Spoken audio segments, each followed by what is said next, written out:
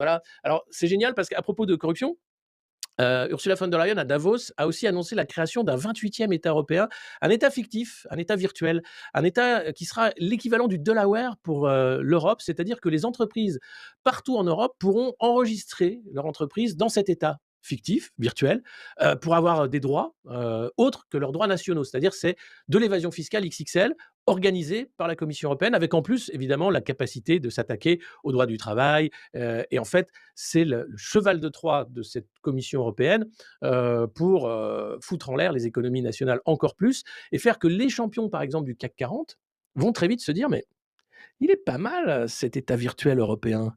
Ça me fait combien d'économies d'impôts là? Ouh, mais dis donc, mais en plus, je reste en Europe.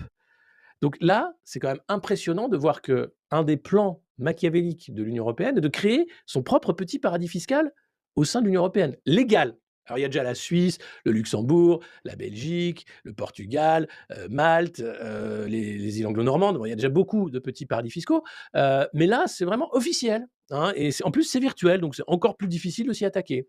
Et donc voilà, ces gens-là ne servent qu'à ça, hein, créer de l'argent qui n'existe pas sur de l'argent qui n'existe pas. Et ensuite